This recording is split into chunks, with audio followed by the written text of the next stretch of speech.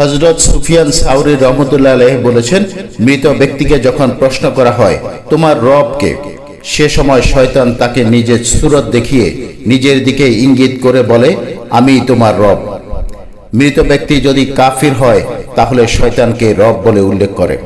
হযরত সালমান ফারসি রাদিয়াল্লাহু তাআলা আনহু বলেন, রাসূল সাল্লাল্লাহু আলাইহি ওয়াসাল্লাম বলেছেন, তুমি সর্বপ্রথম বাজারে প্রবেশকারী ও বাজার থেকে সর্বশেষ প্রস্থানকারী ব্যক্তি হবে না, কেননা এটা হচ্ছে শয়তানের পায়তারার জায়গা। সেখানে শয়তানের ঝান্ডা পোতা আছে। অন্য এক বর্ণনায় আছে সেখানে শয়তান ডিম পেড়েছে এবং সেখানেই সে বাচ্চা দিয়েছে।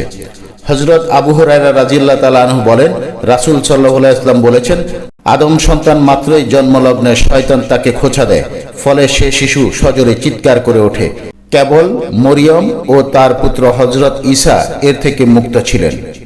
আল্লাহ তাআলা শয়তানের কুমন্ত্রণা থেকে এবং শয়তানের প্ররোচনা থেকে এবং শয়তানের ধোঁকা থেকে আমাদেরকে হেফাজত করুন। আমিন সুম্মা আমিন।